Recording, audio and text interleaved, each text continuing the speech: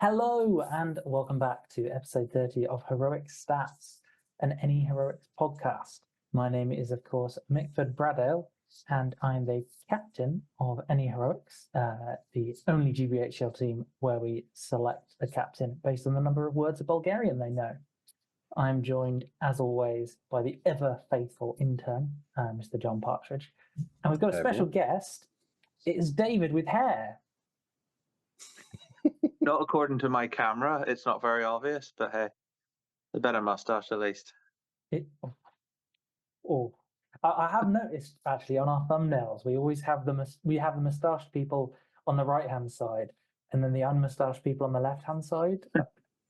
It's interesting that I've built it, but I think it's Stephen. Am I on video? You are, yes. Can I run get something from the other room, which will make us feel like David is actually here? Of course, always. 2 seconds. in the meantime, what hobby have you been up to, Stephen? Vice President. What hobby have I been up to? I need to find a suitable excuse. None. I don't even have an excuse. What have you been up to, apart from winning Lorcana tournaments or doing well at them? Yeah, doing well. I've only won the 1/1.5. Just the one tournament, actually. I've been painting Rohan for Ardacon doubles. I've been painting Moranans to be as part of the basing for said Rohan. Yeah. I painted a flock of Krebane for to lend out to somebody for a tournament this weekend, which is quite exciting. Wow. Amazing. Right. Just the wee fake glasses. I figured you could actually market these for fans of David Farmer. Yeah, it's pretty accurate. Well, he does have some pretty sick eyebrows. So yeah, and it's just the wee tash. Yeah, the kind of Groucho Marx style. Ish, yeah. The sort of frames he wears as well. It was quite accurate. So, yeah. Michael, now you're back. Tell us a little bit about yourself, your history of the hobby. Try and keep it in under 25 minutes if you can. Okay. So not like a voice note then, huh? Not a voice note. Oh, okay. I was born on the 29th of July, 1990. So my 34th birthday is coming up. When I was growing up, we used to have long drives to see my grandma on the other side of London. And we used to listen to the BBC adaptation of Lord of the Rings. Cut to, I was 12, 13 years old, getting the magazines. I forget what they were called, but everyone... Battle Games in Middle-earth. That's the one. And enjoyed the models, but never amounted to the series collection. Just had the magazines, found a few things in wee shops. And then cut to me getting some disposable income post-university and had a job and all, and rediscovering the miniatures and starting to collect them again. And then a friend of mine who I played American football with said, hey, there's a Games Workshop shop that people are meeting in to play this game. And he brought me along for an evening. And then from there was a local scene that I got involved in. And pretty soon afterwards, I sort of got a competitive bug in playing the game, and met people who encouraged me in that and encouraged me in the community, and sort of haven't looked back since. Was that actually the question you asked me, by the way? Sorry. Basically, yeah. Cool. I mean, yeah, that was a lovely answer. For people who don't know you, you are one of the kings of the island of Ireland / Northern Ireland / the Republic of Ireland. Hopefully I've offended everyone by referring to it in every single capacity there, because we know that's why I'm here. I'm here to basically piss every country off.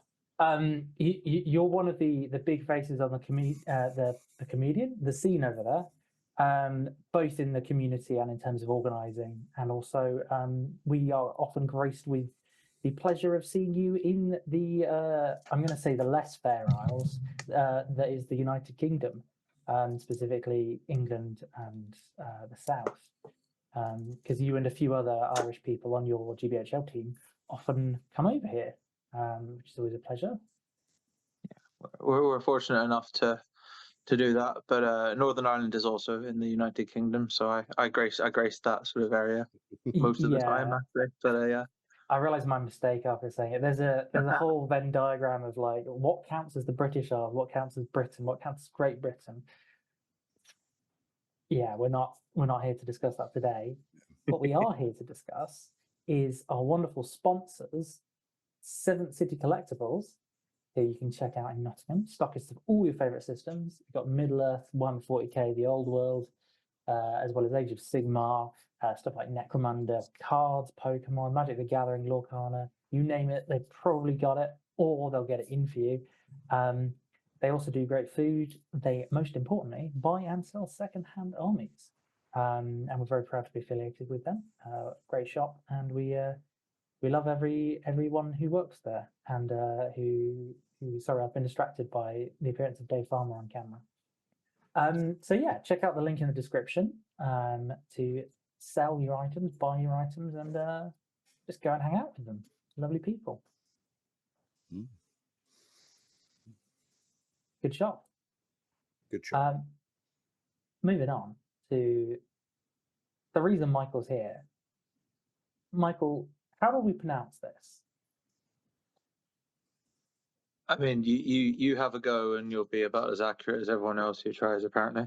Okay, so this is the tournament that one of the tournaments that Michael has runs.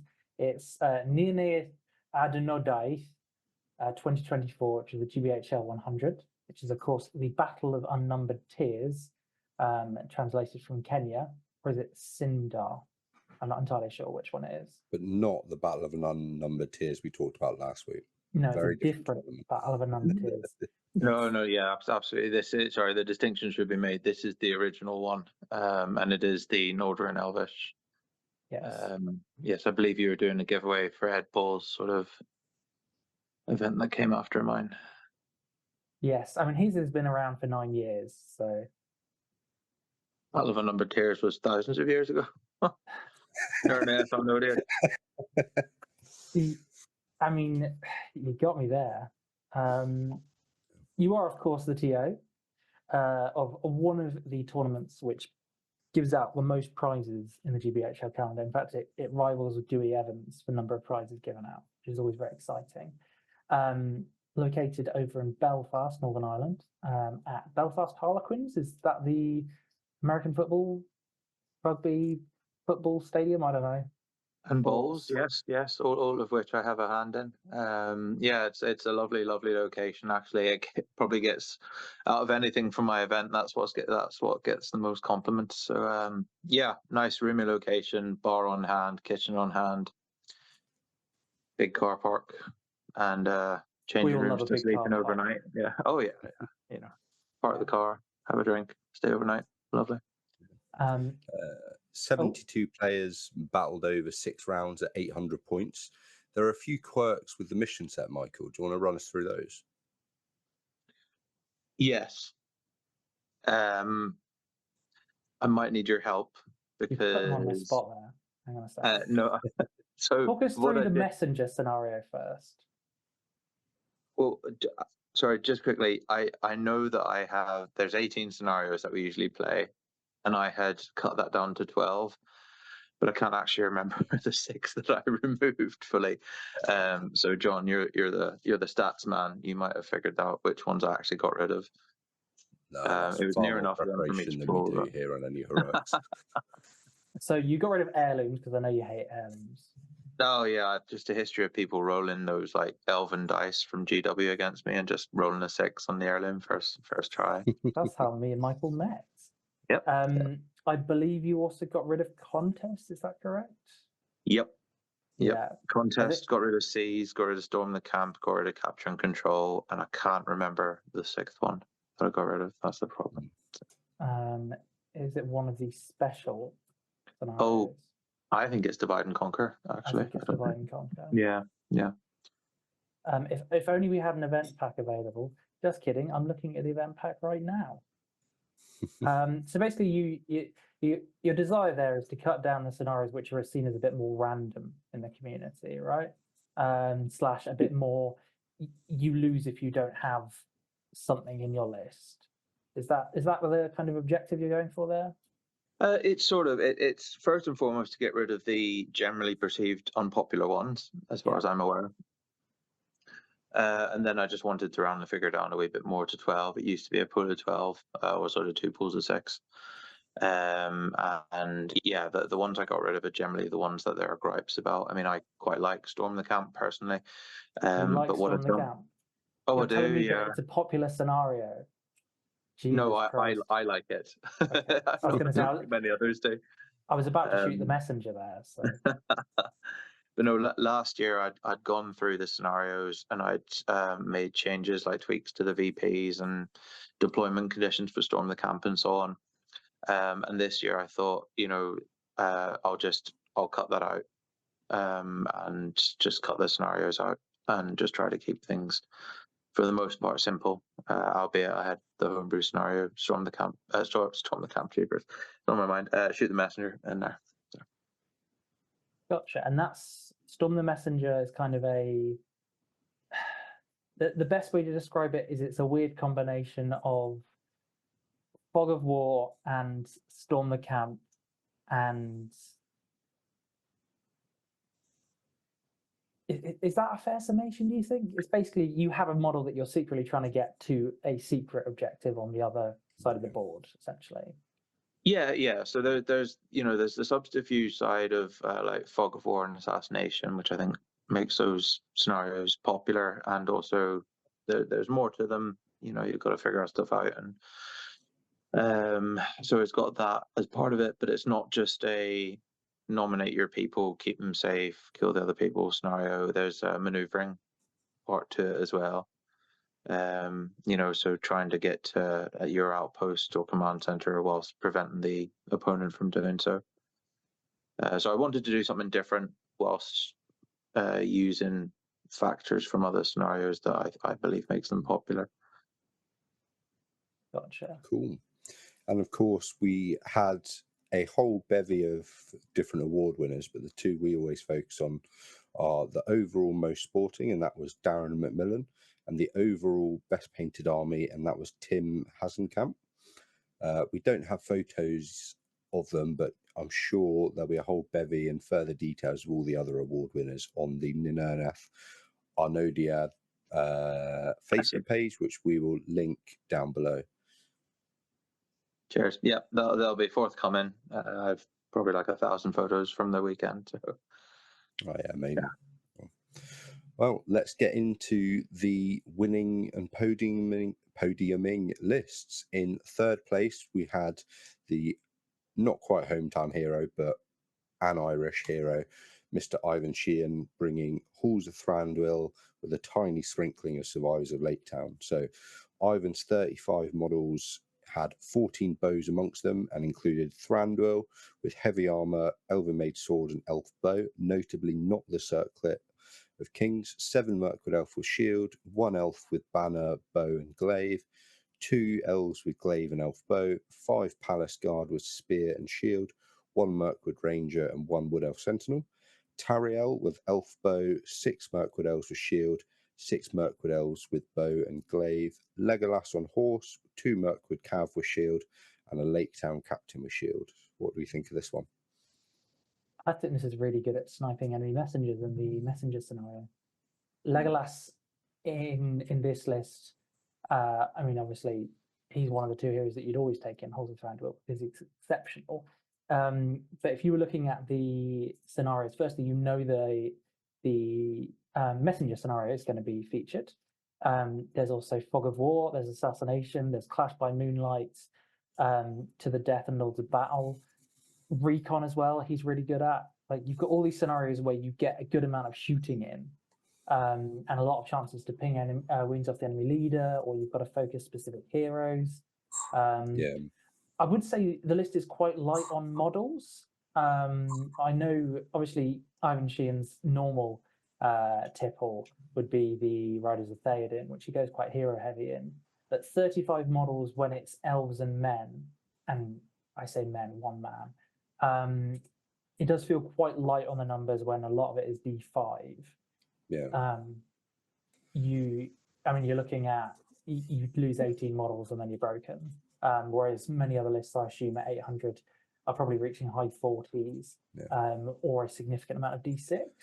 It is very killy for a elf list though. So that at fight 5, obviously you get the +1 to wound on your warriors, and then Tariel is a bit of a beast in combat.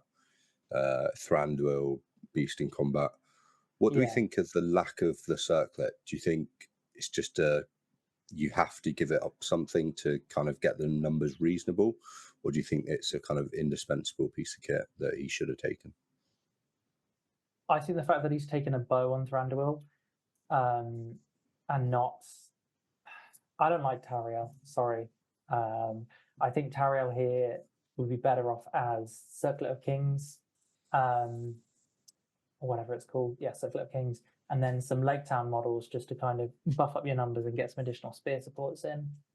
I also think the elf bow is a slight waste, but Thranduil does have the rare opportunity with a 2+ shoot value with 3 might attached behind him. So at least on the way in, I mean, you're almost guaranteed shooting dominance against your unless you're against AOL or Blinding Light here. Yeah, and he's got 9 might behind bows, which any sort of hero sniping that needs to be done will be really effective.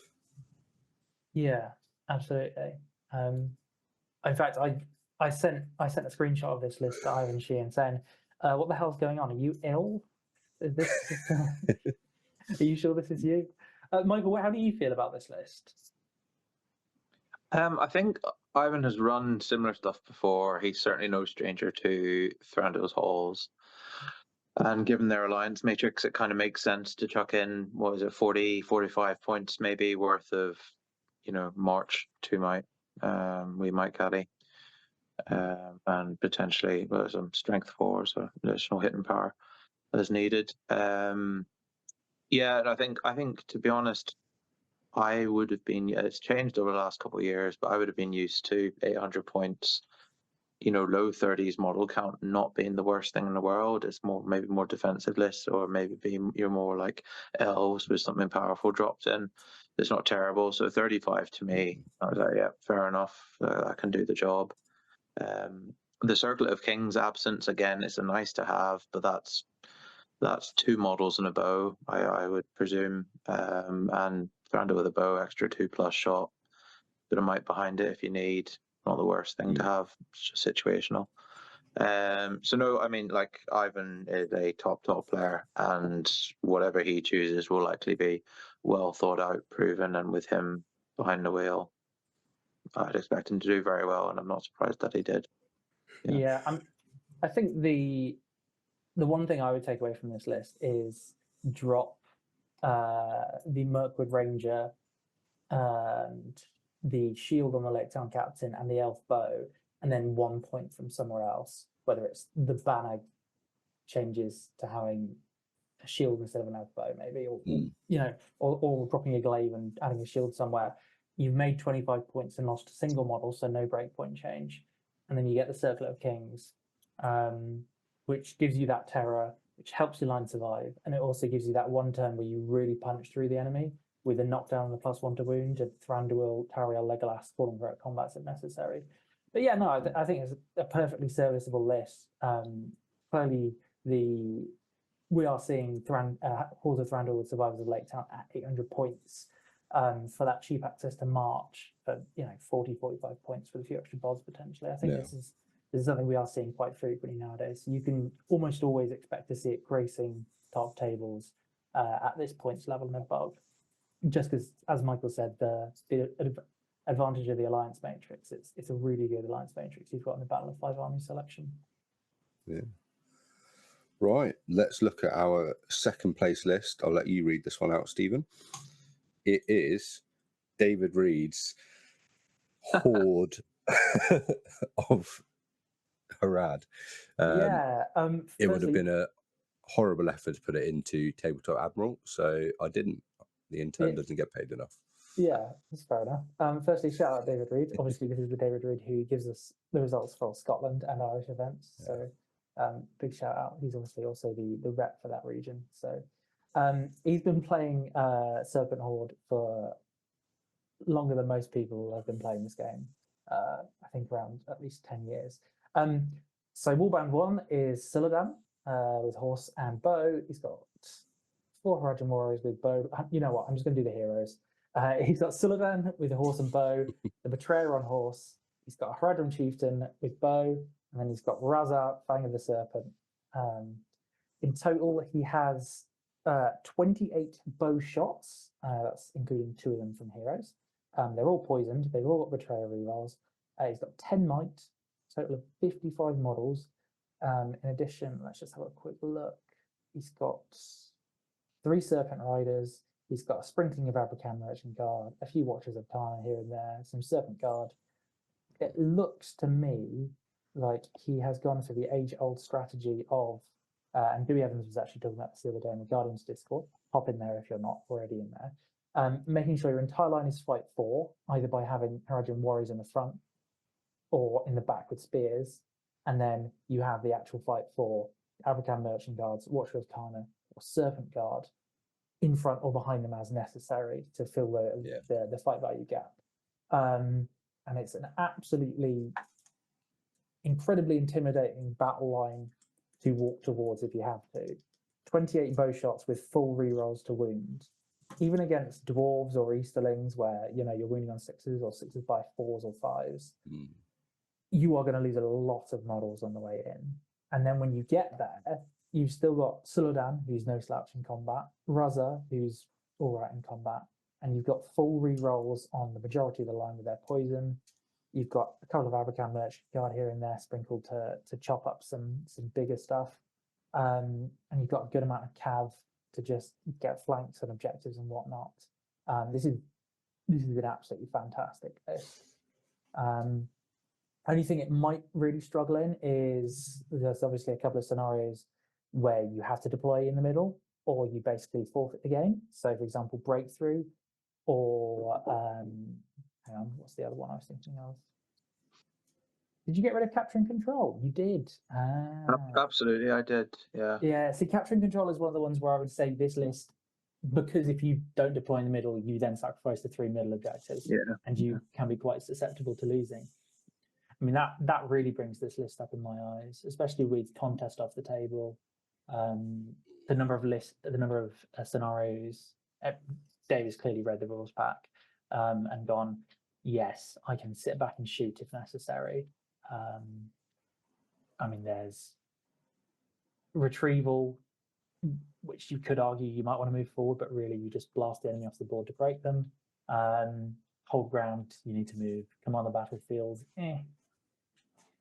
Yeah, I mean, this is just really good at all the scenarios listed.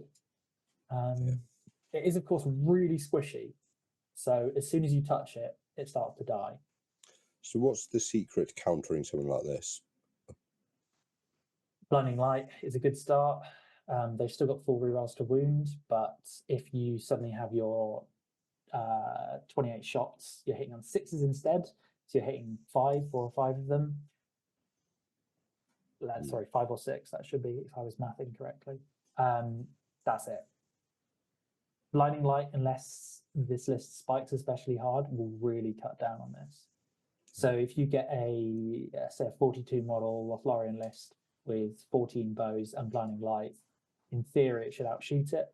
Funnily enough, I wouldn't say AOL necessarily beats it, because as soon as this list gets in the 12-inch zone, it just rips through the AOL line. And also it beats it in combat pretty heavily and is good on numbers.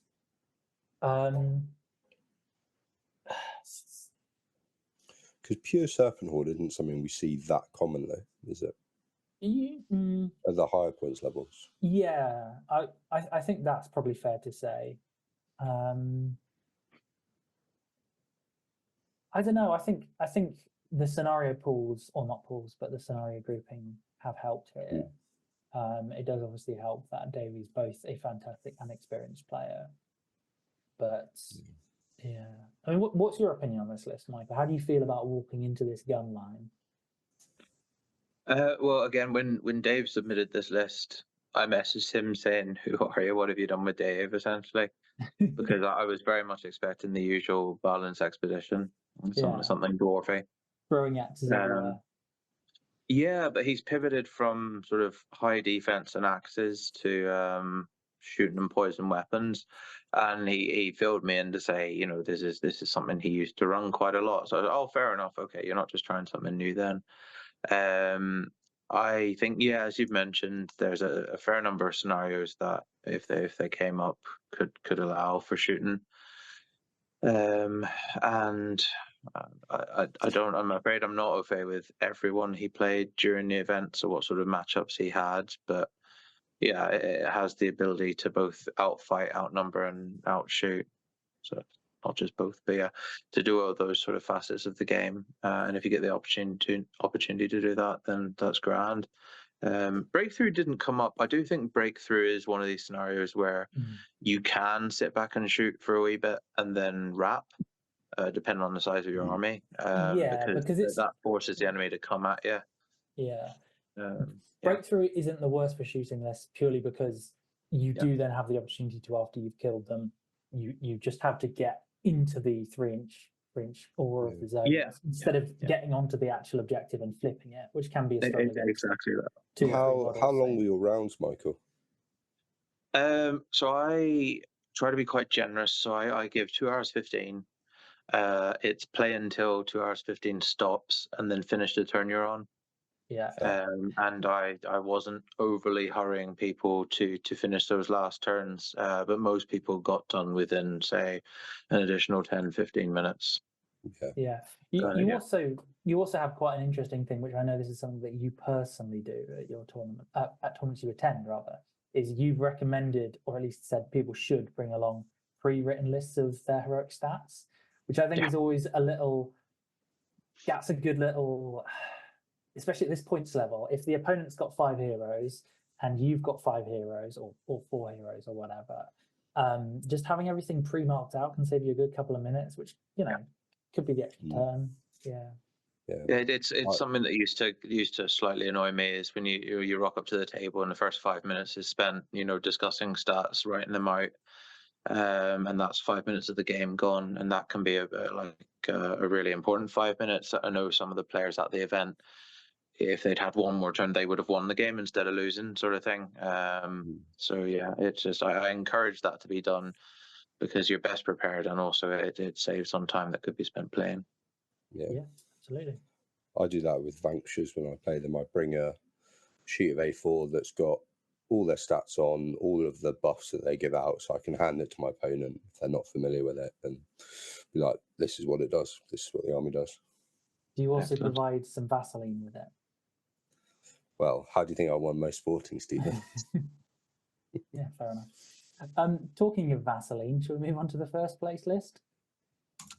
And talking of Vanquishers, it was Mr. Edward Ball, no stranger to GBHL 100 podiums, arguably probably the second best player of all time, according to our very scientific top 5 episode that we did a while back. Michael, do you want to run us through this very complicated list? Yeah, it's quite a long one. You've got Saruman, Gandalf, Saruman the White, sure, give him his full title, Gandalf the Grey, Galadriel, Lady of Light, Elrond with heavy armor, and Raddy the Brown. That is all. If you've seen an 800-point list of Vanquishers the Necromancer, you have literally seen them all, because they are all the same. Yep. I just want someone one day to take like Raddy with the sleigh and like drop Elrond just for the crack. Go 4 models. Next time you see an 850-point tournament, it might happen. No. Yeah, Michael, if you make your one next year 850 points, I'll bring Vanquishers and Raddy with sleigh. So you touched on a sore subject. There were actually 4 Vanquisher lists this year, and it caused such displeasure amongst the rest of the attendees that I will officially announce here, I'm almost certain both the Black Riders Legendary Legion and the Vanquishers and the Necromancer Legendary Legion will be banned in future. And you've just sold the ticket for next year. Lordy. I will be there next year. This is now one of my must-attends. So do you think, what is it about Vanquishers that can make them such a negative experience to play against?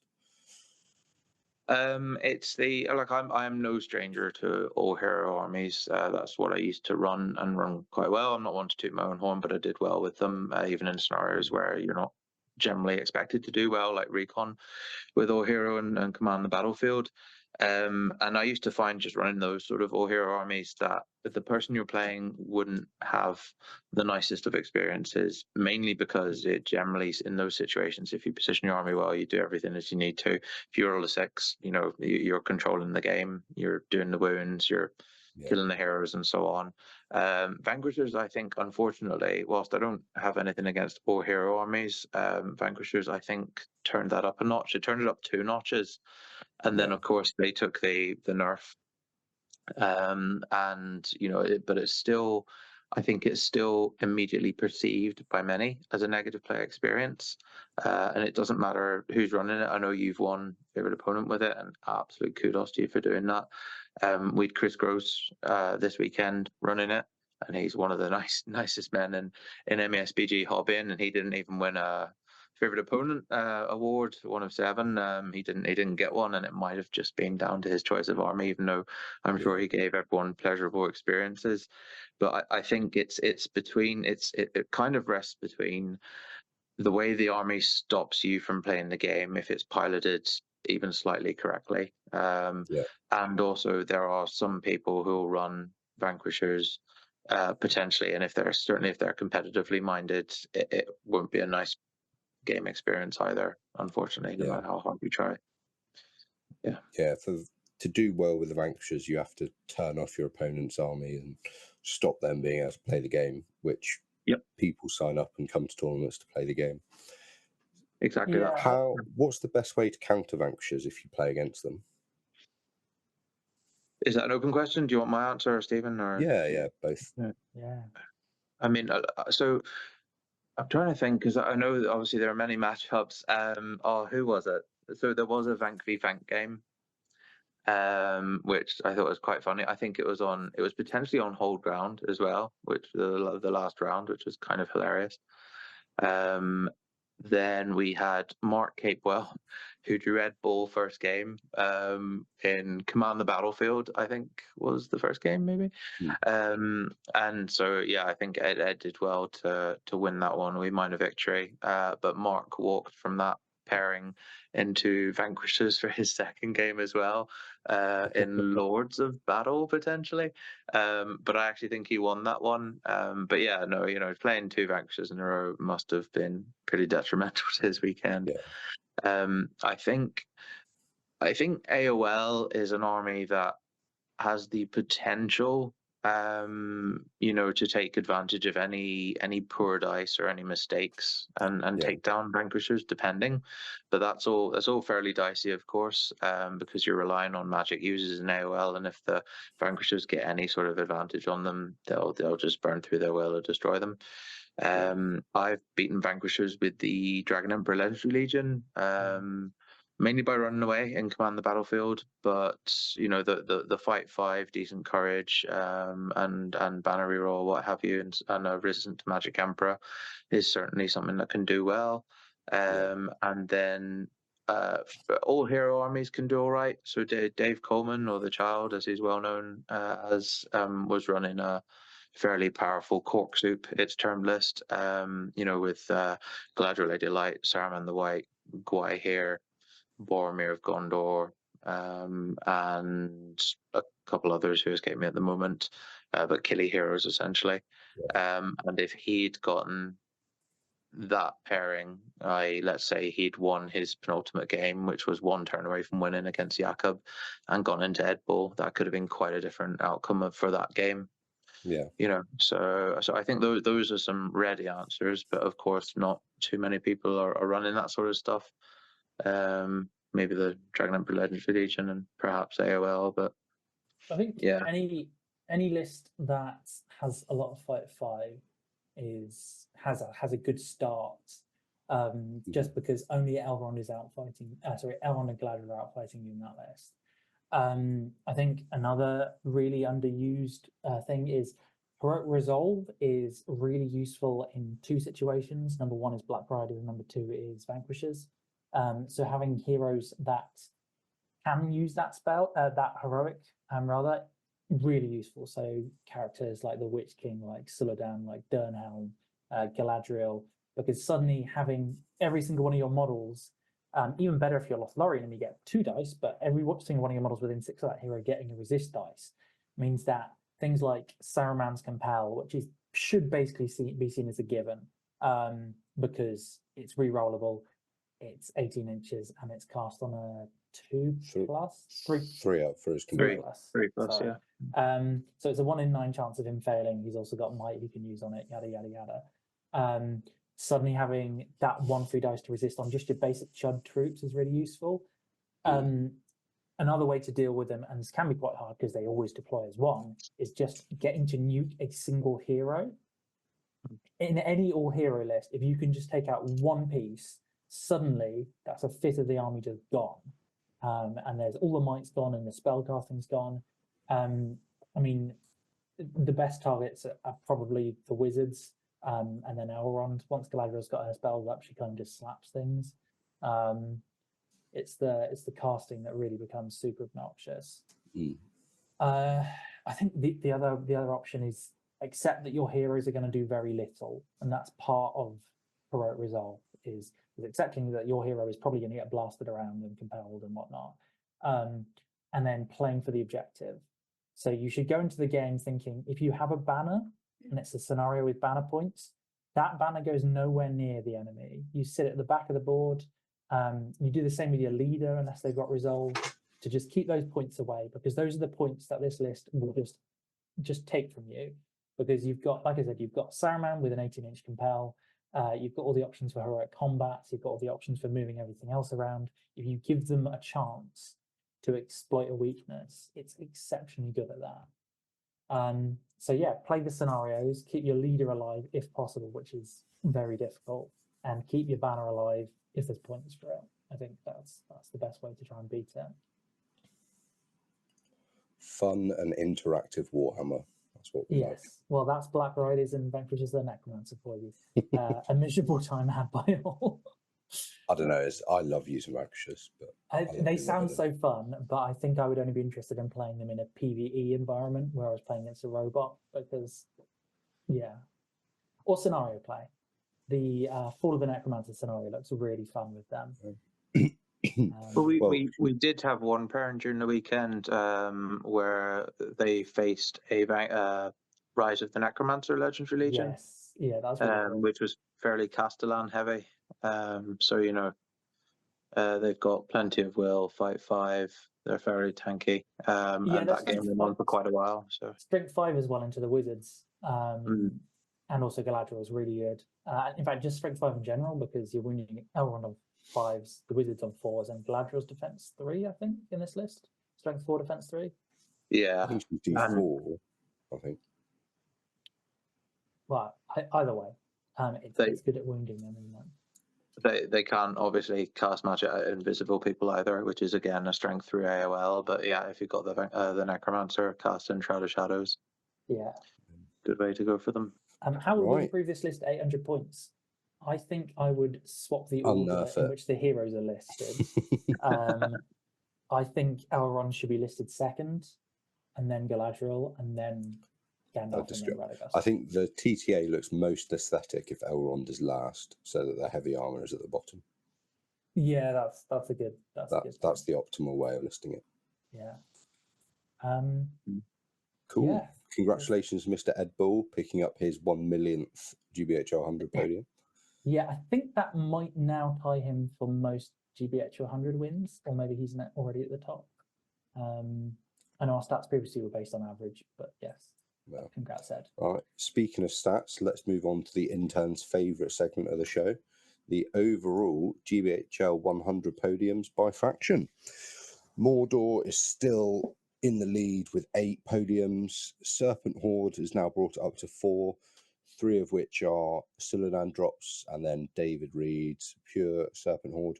Riders of Theoden still in joint second with 4, and Isengard in joint second with 4.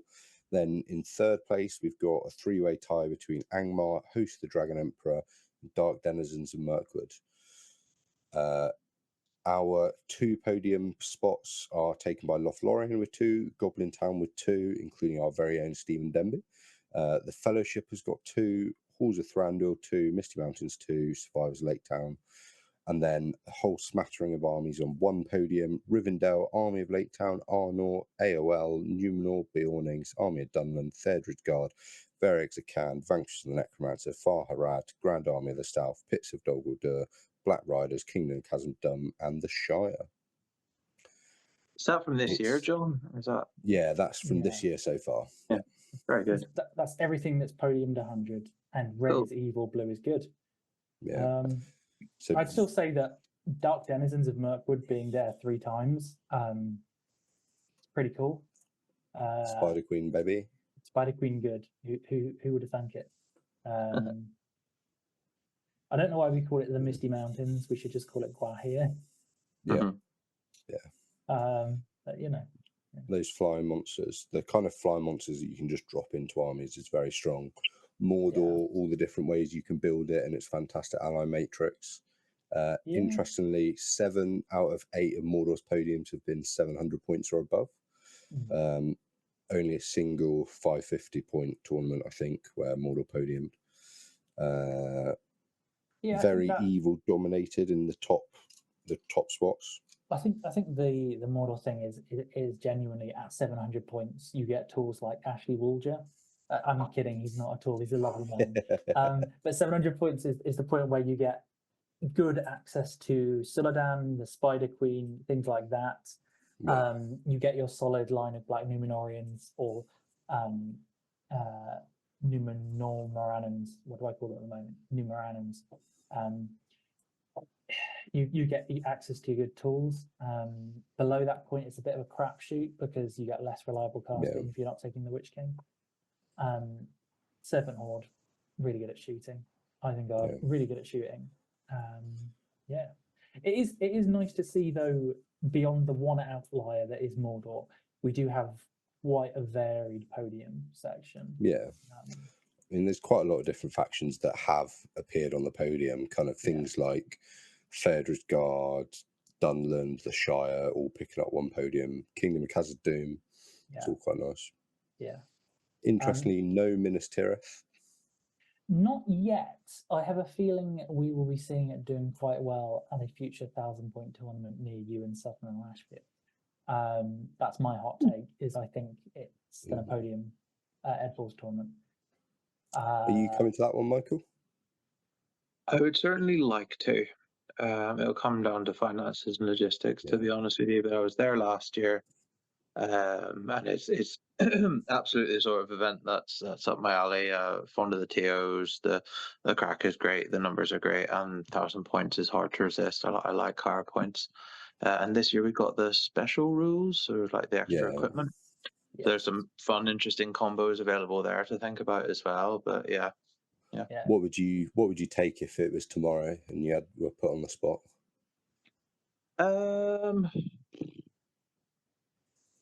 Well, I'm somebody who usually tries to keep their lists to themselves, but I will try to reverse that habit. Radagast on Eagle with Staff of Power had attracted me as an option, just as a way to drop in. With Narsil, just for extra insanity. I was thinking the One Ring maybe, but no, that would be a waste of an Eagle, or certainly the waste of a Mount. But yeah, I don't know why he doesn't have his stuff on Eagle anyway. I know he didn't have it in the movies or what have you, or he drops it, but I think it's BS, he loses it. So yeah, happy to see that I can reverse that. Maybe Raddy on Eagle with a Staff of Power and Aspelov just for the crack. Yeah, I mean, there's nothing. I mean, he would no longer be a Manside's model, unfortunately. But yes. Right. Shall we have a look at some viewer comments? Yeah, my favourite. We had over 35, I think it was 36 or 37 comments. Most of them were entering the giveaway, but there was a few gems amongst them. So let's get to it. Did you also have the week before's comments? Because we didn't do those. No, I wasn't that organised. Okay, that's fine. 5 of them. We'll get a new one next week. Okay, go ahead. Darchin Soul 5112 says, I enjoy 1,000-point battles with my Khazad. Lets you take all the bells and whistles. For this event, Elven Ring and Arkenstone feels like a sweet combo, particularly on Durin. Sad I can't make it. Yeah, making like an unkillable Durin does sound like a lot of fun. The issue with Elven Ring on Durin is he still only has the one fate, I believe, which means that He goes infinite with the Arkenstone. Yes, but even with a reroll, the chances of you failing it are still relatively high. You know, it's still a fun idea. If you want to get a really sweet combo, you put it on something like Dane, who's D8 anyway, so 1 less defense. Then put the Arkenstone in an Elven Ring, or put the Arkenstone and the Mithril Coat on Elrond for a D10 rerollable fate Elrond, where if he gets a 4+, it's not spent. Am I wrong in thinking, sorry, that you can take the ring to this event with none of the downsides of rolling the 1 or the 2? It still has the downsides. It does? Oh, okay. Yeah, that's the problem. Is if you give it to your Giga Hero, you suddenly have a potential of just losing that hero for a turn or 2. Fair enough. I just expected to see lots of the ring at the event. The Real Raging Marine and Sam Grattan can both go to unnumbered tiers. Meet Millsy says, I love Fell Beings of Mirkwood up to 700 points. I won Scrums in the Deep GBHL 80 with them about a month ago that the results were late getting posted, so you guys never covered it. But once you can add Shamans and Taskmasters to the list, it covers its weaknesses and just allows Queens and Bats to do their job. But finally, my dream has come true. Have my name said on any heroics video. Well, here you go, Meet Millsy. It's been said again. You're in luck. That's all anybody really wants, right? Yeah, meet Milesy. I feel your pain of not having your victories read out on any heroics, even when it's a GBHL 90. Goodness me. Yeah. We are fickle and fickle gods. You just don't care about the Republic of Ireland. It's fine. It's fine. We know. Oh God, we're going to get cancelled all over again. Dale Hasty tells us he can go to unnumbered tiers, hoping to take Boromir with Narsil, not a broken heirloom anymore, and Gandalf with Crown and Morgul. Yeah. I think that's a very good take. I think that seems very strong. Yeah, that's when I said earlier, I think Minister might do really well. Boromir with Narsil, incredibly scary. Fight 7 heroic combating hero with 6 might anyway, with a +1 to wound. And Gandalf the White with a Crown of Morgul, suddenly that fixes all of his problems because he's now 3 attacks. He rerolls casting like Saruman does. He's got all the good spells still. I expect to see that doing very well and to see a lot of it. Yeah, really strong. Liam F can go to unnumbered tiers. Fat Hobbit Gaming, Leon Smith, #1 fan of the pod, says he can go to unnumbered tiers and loved the War Gear arguments. I'm coming back to a Leon Smith tournament in a week and a half. I saw a notification that we had tickets left, or someone had dropped out, and I was like, yes, I'm doing it. Yes, I'm very excited to see Leon and Laura again. Mark O'Brien wants to give Mardin Narsil for 3 heroic combats.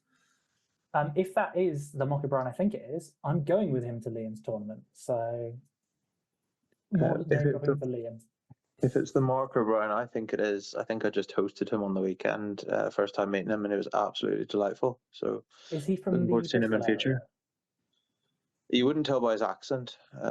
There weren't none of this regional, but yeah, no, I don't know if that was him or not.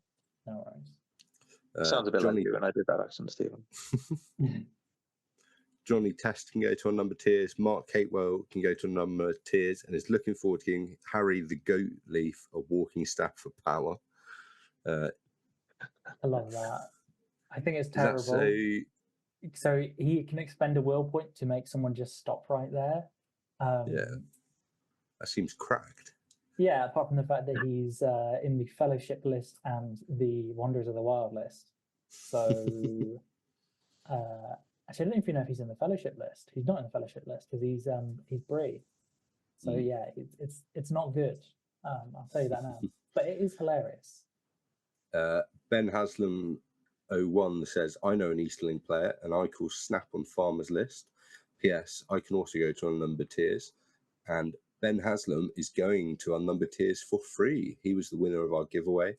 It'll be interesting to see him rocking Farmer's Eastling list. Yeah, excited for that. Ben, if you need a Kamal, I can lend you one. 4 Farthings Gaming says, I could see Ingold with Shield of Kirith Ungol. Yeah, I could see it. I don't necessarily think it's great because he's still fight for. Yeah, I think if you go Minas Tirith, the Boromir, Gandalf the White is just too tempting. JHaria and Tom GMCC can both go to Unnumbered Tiers. Happy birthday, JHI, for yesterday, by the way. 30 yesterday, happy believe birthday. it or not. That'll be like 33 days ago when you hear this, so right? Yes. Unless it's his birthday tomorrow, meaning Wednesday. Yes. I don't know. Wibbly wobbly, timey-wimey stuff. Thomas Denny says, thanks, guide. I think Mr. Clade is my lucky charm. 2 tournaments we've both attended and 2 best painteds. We'll have to ask Elliot to stop attending tournaments because I need all the help I can get this year. Regarding the list, a lot of fun and a great hero at this points level, but requires Helm to do probably too much and a better player than me to pilot it. I went for all broad guard to fit the theme of Helm's Guard, and fight 5 across the board was lovely. Your army was lovely. It's like Dave says, at any points level where you've got, you know, a third of your army invested in one big hero, whether it's Sauron or Helm or Gil-galad, as soon as you lose your horse or you flap a combat, that's the game's gone. MSC iWatch Tawad Dogeb 182 says, finally Boromir can have the ring as he should. Jakub. I assume that's the Jakub that we know. Yeah, that was perfect Polish pronunciation there, John, actually. That was brilliant. Yeah. I do have a Polish auntie, so yeah, my Polish is pretty good, to be fair. I'm sure Jakub would agree. Jakub, comment below if you think my Polish is good. Well, Jakub loves Boromir, so I'd put money on that being our Jakub. But yeah, Jakub does love Boromir. Kamil Demansky, he's on our Ardacon team, and David Martin can both go to Unnumbered Tiers. Kamil Demansky took me to my first ever SBG tournament. Ooh, I didn't know that. Mm. Who's going to take you to your last? Kamil Demansky.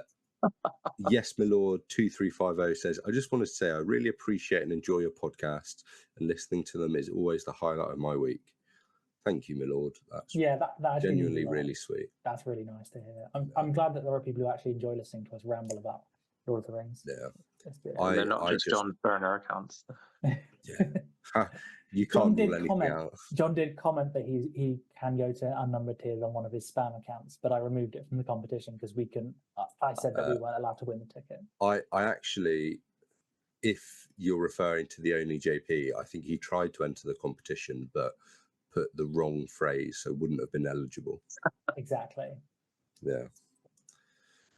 Still more comments. This could be a chance for Gondor to win 100. Bozza with Narsil and Gandalf with Crown would be very strong. Seems like the cat's definitely out of the bag with that idea, so I think we'll likely to see it around. Yeah, that's going to be a lot of that. I might take it. I've got it already, so why not? Middle Earth and Mercia says, it is I, Sonny.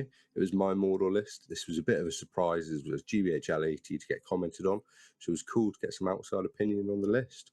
I played Elliot and his Helmsguard game 1. Credit to the Any Heroics team, was a great guy player to start the day against. Me and Tom Rice, the winner, actually both wound up on 4 wins apiece, but Tom pipped me by 1 VP. I did see on the long shanks that there was 1 VP in it, and I was like, oh. Yeah, no, I have to say, Elliot, shout out Elliot Clode, obviously, member of the team, but he's just always a fantastic guy to have around for gaming purposes or whatever. That's why he's on the top rankings for most sporting at the moment still. Yeah, so if you like Any Heroics, let's get Elliot to most sporting in the GBHL. Let's use our platform and rig it. That's a sporting thing to do, right? Yes, absolutely.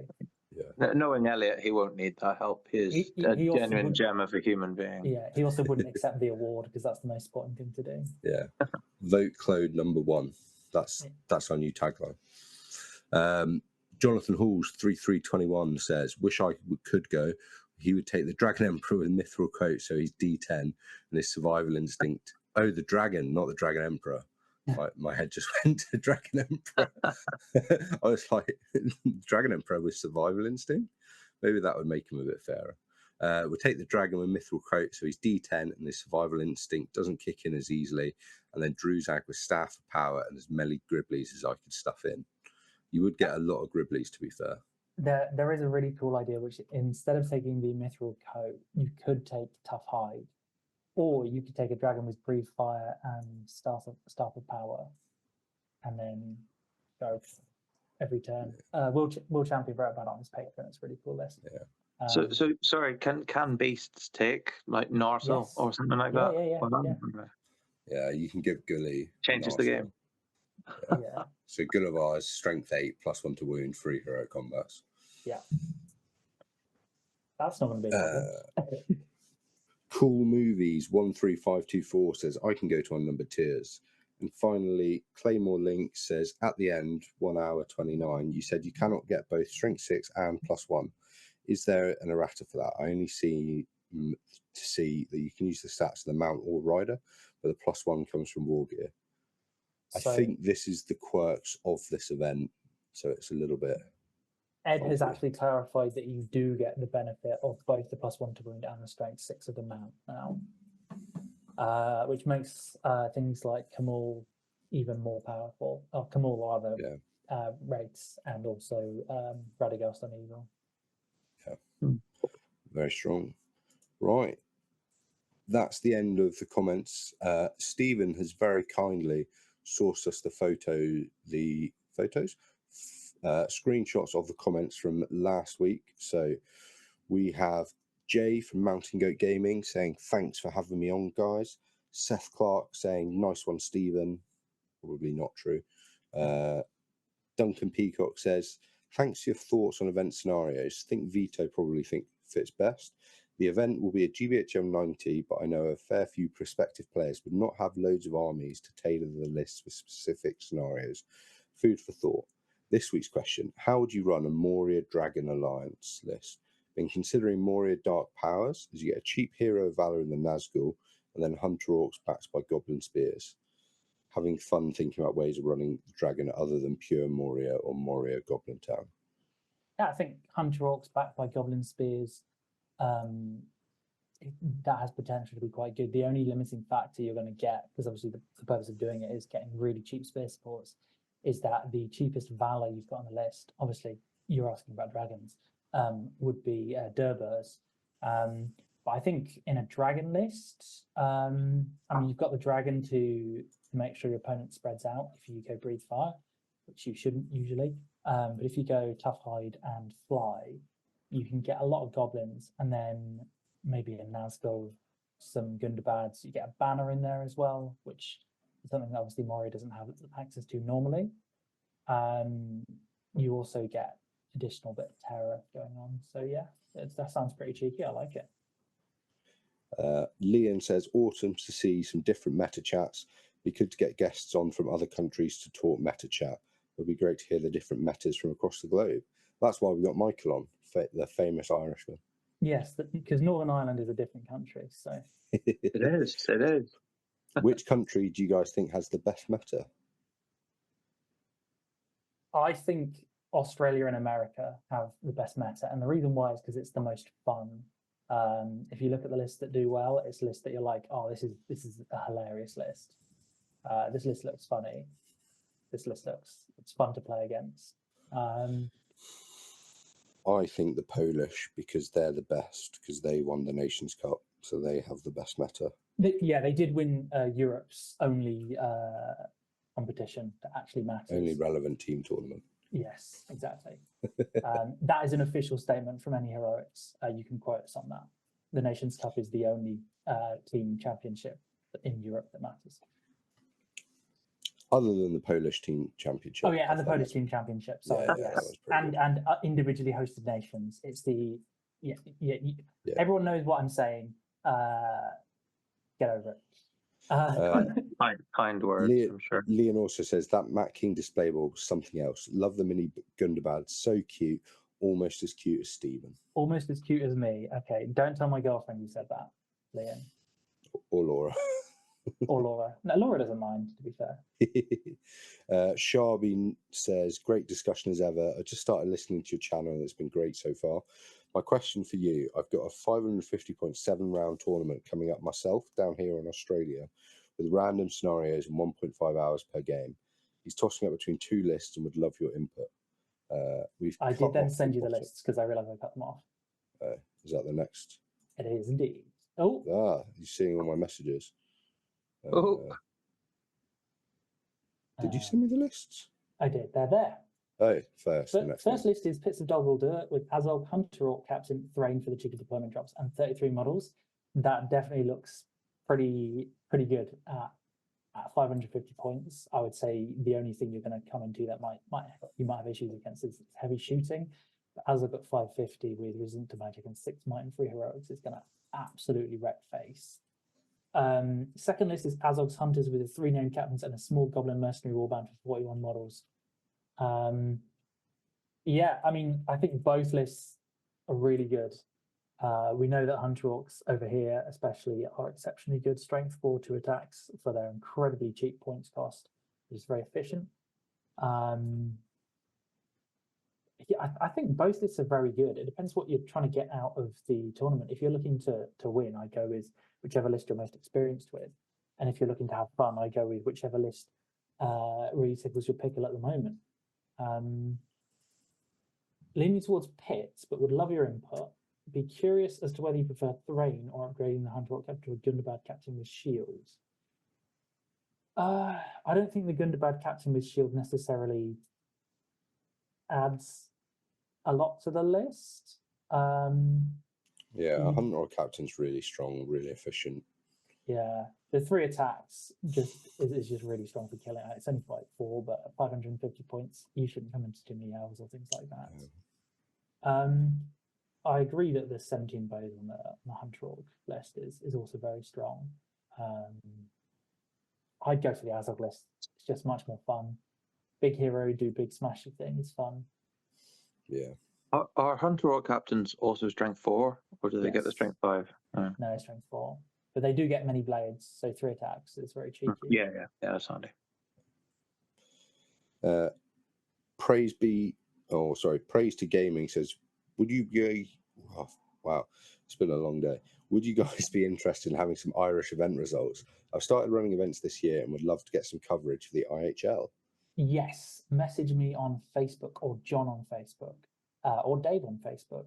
Or if you don't have Facebook, email them to stephendenby@live.co.uk. If you don't know how to spell that, then I'm sorry, I can't help you any further. I wonder who that is. It could always be Alex Neves. You know, he's a devoted fan of your show. Yeah, I would have thought he would just message me on Discord, to be fair. But yeah, always interested in any events we can get from any other countries or regions. Yeah. And hopefully you've enjoyed us covering this Irish event. Yeah, I mean, Irish event or not Irish event, an event which is in relative proximity to Ireland in comparison to other events we normally cover. It's very proud to associate itself with the great nation of Ireland. Yes, Ireland's a wonderful country. I mean that wholeheartedly. I've been there a couple of times and I loved it. And Logan Torrey says, other than the obvious here that everyone will hate you, do you guys run into double shade lists at higher points? Do you guys have thoughts on that in an Angmar list? Essentially 24 inches of coverage on a board with a -1 seems great in theory, so I'm curious to know your guys' opinions. Love the podcast. Well, thank you for loving the podcast. I've got some experience with the shade. I took it to the Nations Cup, and generally kind of the 12 inches across covers a lot of the board. You're gonna end up, most games, the fighting gets focused on one particular point, and you need that kind of critical mass of just dumb orcs to be able to really take advantage of it, because you're going to be piercing striking, but then to take advantage of the fact that they're functionally fight 10 against other warriors. But the flip side of that is if you don't roll that 5, or if you don't roll that 6, they're probably going to die on the way back, and taking a second shade just takes away from A, the number of basic orcs you have, and B, the number of toys. Maybe at 1,000 points, you could think about it, but I just don't think you need that much coverage. I think there's also so many other tools in Angmar you could be paying about 100 points for. You could get more Spectres, Barrow Whites, Captains.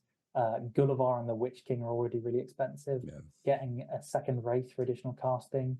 I just think the second shade is just unnecessary. If you're fighting across a 24-inch battle line, you're not going to have enough orcs to cover that. Yeah, I mean, that's 48 orcs. That's a lot of models. Really, you want to concentrate the shade where you're really trying to punch through. So where Gullivar is, where Verda is, where the Witch King or your Orc Captains are. Because don't forget, Orc Captains with a piercing strike go up to strength 5 on the charge with 3 attacks and a knockdown. Under a shade, against anything that can't strike or doesn't have might. So my Nations Cup 800-point Angmar list was the Witch King, Verda, Shade, and 2 captains on Warg, and then a bunch of orcs, 2 spectres, banner, and then a smattering of Warg riders. And that list can be really surprisingly punchy in a shade bubble, but you don't want to spread out that much, and you're better off kind of trying to use your numbers to encircle the enemy rather than spreading out really laterally. If that makes sense. I think also you'd struggle into any shooting list that can just take 20 of your orcs out before you reach combat. If Gareth Southgate played MESBG, who do you think he would play? I'd say Arnoediad from Xavier Lemaire. Yeah, I mean, I really... The joke has aged a little bit worse since we made it to the final and did quite well, but yes, something incredibly defensive. He'd definitely have all the widgets, and he'd probably spend 10 minutes measuring the movement for every single model on the board. And he would never take any risks. Yeah, he'd have a lot of 0-0 draw games. Yes, yeah. which is not dissimilar to how I've done with Arnold when I've played it. But finally, bravery is a virtue. Says congrats to Big Stevie D. And then he goes on to say 700 points Angmar. How much might will fate on the Witch King in a list with Gully and a Barrow White? He's leaning towards 3-4-3 as he's not the most experienced player in Magic. Model count 43. And then we've got a couple commenters who answer the question. Sharby says, my strong take is that a 3-10-2 is optimal on the Witch King. Using it at 28 tournament games and only once with having more will have made a real difference. People tend to really overestimate how tournament games go, and you generally just don't have enough time to use more than 9 will unless you're doing crazy stuff like 3-dice transfixes. Carl White says, I agree. I think will management is often depleted by panic rolling more dice than needed. I think 3-14-3, 3-4-3 is probably the very good starting point, maybe 3-15, especially if you're learning how to use Magic. I think most competitive lists at 700 points to 800 points on a Witch King do. The David Farmer, Jakob, Ash, Woolger, anybody of that level of player, that caliber, would go for something along the lines of 3-3-2 or 3-13-2. You always take the 3 might, you always take a minimum of 2 fates. And then it's the 3 or 4 extra will just to get the extra value out of your crown. Yeah. I'm a fan of the 3-3-2. I do appreciate the statement regarding, if you don't use more than 9 will, that's absolutely fine. But sometimes you want to use the Witch King in combat. I mean, I think the best Witch King players will use him to the very edge of his durability. On a turn where you go into 2, you really need to break the opponent. You charge into 2 models, you call a heroic combat, you kill 4 models that turn, but you also spend an extra point of will doing so. Because at the end of the day, he's a strength 4 beat stick with 3 attacks, he's fight 5. Like, if you're not fighting with him when you need to, you're doing him a disservice and you're doing your list a disservice. I would be interested to, and please comment below, Sharby, to see how well you've done in those 28 tournament games, because 10 will is incredibly light, especially at 700 points, where you might have, if you've got 10 turns and you need to cost every single turn, sometimes if you need to black dart a Boromir horse or a Gilgalad horse, or you really need to transfix something, you've got to chuck more than 1 will at it. I think the way Dave Farmer, obviously a very experienced Magic user, often says is with a black dart, you do 1 if it's a speculative black dart, and you do 3 if you need it to go off. And you might do the same thing with compels or immobilizes. If it's this would, if I immobilize this hero, they then can't march, or they then have to stay there, and I might then be able to kill them. You use 1 dice with your reroll. But if it's I've got big hero charging into my lines, I need to kill them this turn, or it's the last turn, you chuck 3 dice at it. Because you need that consistency, and that's what it lets you do. That's why Magic is so good. It's the flexibility that really lets you excel with it. That was Lovely. my Magic rant. That's the end of our questions. And that was John's messenger screen. Please edit that out, John, if necessary. Yeah, I'll have to check whether there's anything bait on there. But Yeah. So I don't think I'm that interesting. Thank you everyone for coming on to listen. Thank you very much, Michael, for coming and providing your opinions and thoughts on this podcast, and for running the event, because from what I've heard, it was a great one. And I will do my utmost to make it next year. And if I don't, you can have my firstborn child. So yeah, thank you very much for coming along. Any closing thoughts or things you'd like to say? Anything you'd like to shout out? Well, yeah, 7 things. Thank you for having me on, first and foremost. It's a pleasure listening to this podcast, and now a dream come true to finally be on it. Secondly, it would be absolutely wonderful to host the Any Heroics crew at my events in future, as well as just having another chance to see you, especially on these shores. So please don't be strangers. There's a berth at mine, and obviously there's an event later this year which you might be thinking about. And then I don't actually have 7 things to say, by the way, just in case you're that worried about time. I wanted to just show my shoot the messenger scenario. So I got a good amount of positive feedback on it. The goal behind doing it was to come up with a scenario that could hopefully freshen the available pot of scenarios that are used tournament in, tournament out. I obviously had some sort of MESBG powerhouses at the event who were kind enough to provide their feedback. Will Champion, our very own Will Champion, being one of them. And so I have a few tweaks I'm looking to make before I have Shoot the Messenger 2.0. But I've had people saying that they'd consider or certainly be looking to use it at their tournaments in future, and it's one I'd love to see used by people. So if you're interested in seen it, please do feel free to reach out to me, and I'll happily distribute it to people for them to try or run and what have you. But yeah, thank you to all those who attended my event as well. Much appreciated. I'll pop a OneDrive link in the description below with a link to at least the version downloaded from the page, or your rules pack rather, which will have it in it. Does that make sense? So then people can. Yeah, absolutely. I mean, could that be updated if or when I make the changes? Because I could look at doing them tonight, to be honest with you. Just need to give Will a week. Whenever you message it over, that's no problem. So that'd be wonderful, guys. Thank you. But yeah, really good to see you. Thank you. You're very welcome. Well, thanks very much for coming on. Yeah, thanks for coming on. Remember, everybody, to comment, like, share, subscribe, support your Hobbit hobby. Check out 7th City Collectibles. Be good people, and until next time, chitter chitter. Stay chittery. Chittery, chittery, chitterington.